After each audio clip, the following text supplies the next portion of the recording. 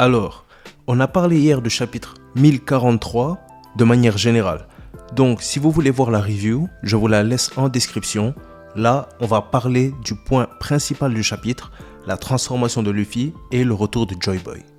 Tout simplement, je suis complètement retourné par ce qui s'est passé dans le dernier chapitre. Et je pense pas vraiment être le seul.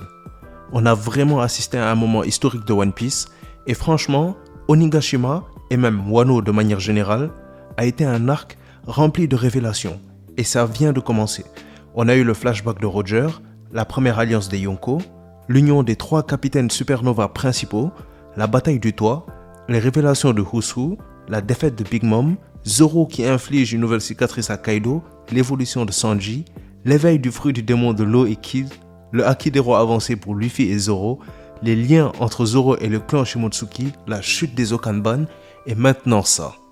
On s'en rend pas compte, mais ça a été un arc vraiment incroyable et le meilleur reste à venir. Alors, abonnez-vous pour ne rien rater et mettez la cloche de notification pour venir renverser le monde avec nous. Mettez aussi un j'aime si le contenu vous plaît, du lourd est en préparation pour vous. Maintenant, parlons Luffy. Donc, déjà parlons des paroles de Zunisha. J'ai beaucoup hésité hier parce que je trouvais que c'était pas assez clair. Par les tambours de la libération, est-ce qu'il parlait littéralement ? Ou est-ce que c'était juste une métaphore pour illustrer qu'il sentait la présence de Joy Boy? Mais un d'entre vous m'a fait remarquer que le son que Zunisha entendait était en fait des battements de cœur, tellement rapides et puissants que Zunisha aurait pu les entendre. Les battements de cœur de Joy Boy sont donc eux-mêmes les tambours de la libération, étant donné que Joy Boy est celui qui libérera le monde. Aussi, par rapport à qui a le contrôle de Luffy, je pense que c'est lui. Ainsi, Zunisha ne parlait pas de la personne de Joy Boy du siècle oublié, mais du fruit du démon de Luffy, qui est sûrement celui que ce dernier avait aussi. Ainsi, Luffy aurait évolué son fruit du démon et Zunisha aurait reconnu ses pouvoirs, comme ceux appartenant à Joy Boy par le passé. Et les battements du cœur de Luffy seraient liés à son évolution. Le seul problème avec ça, c'est que Momonosuke a senti la voix de Luffy s'éteindre complètement, et n'a pas reprécisé l'avoir senti se rallumer. Donc en se basant sur ça, il s'agirait peut-être vraiment de Joy Boy. Luffy serait donc mort comme Kaido l'a dit, et ce serait à travers la mort qu'il s'est réincarné en Joy Boy. Donc si c'est le cas, il y a une question importante qui se pose. Et si les fruits du démon n'étaient pas que des pouvoirs? Et si les démons à l'intérieur représentaient en fait des âmes et que quelqu'un puisse se réincarner à travers? Et si Joy Boy avait trouvé un moyen de se réincarner à travers l'évolution du fruit du démon de Luffy? Après ce chapitre, franchement, on doit tout remettre en question.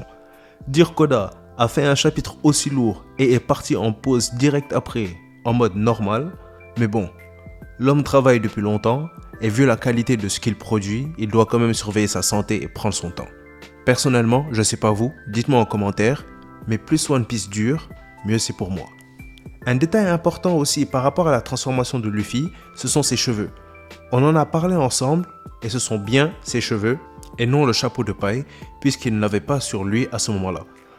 Vous ne trouvez pas que ses cheveux ressemblent étrangement à la coiffure de Nika?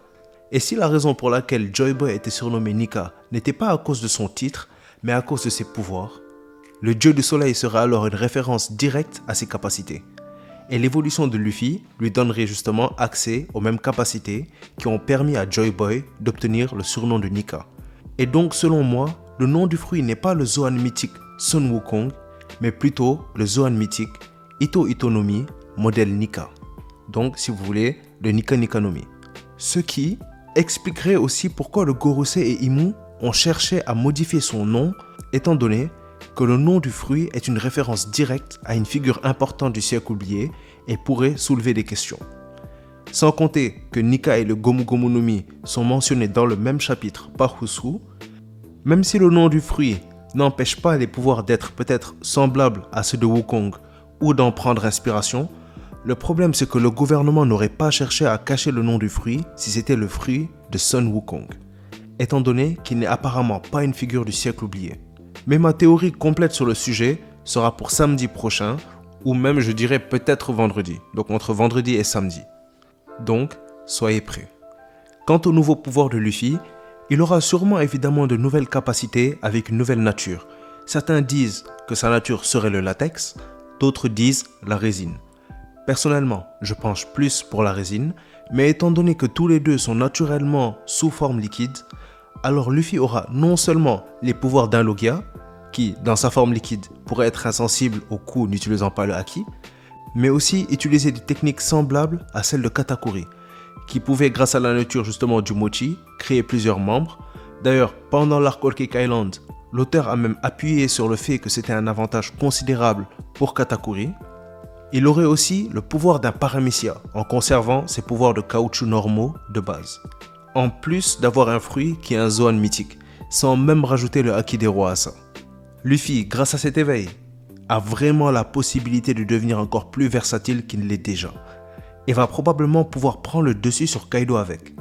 Alors, juste pour vous dire pourquoi je pense que la nature de Luffy est la résine, c'est que même si le latex serait aussi efficace et fonctionnerait à peu près de la même manière, le problème est le Red Hawk. Le latex n'est pas inflammable, alors que la résine oui, ce qui pourrait justement expliquer la flamme du Red Hawk. Mais on en parlera aussi dans une prochaine vidéo plus en profondeur. Donc voilà, je voulais surtout évacuer mes pensées sur le sujet et avoir aussi vos retours, qu'on fasse un petit briefing sur nos idées et théories et qu'on voit ça ensemble. Donc, donnez-nous vos théories en commentaire. Cette semaine, il y aura beaucoup de vidéos pour vous, donc soyez prêts.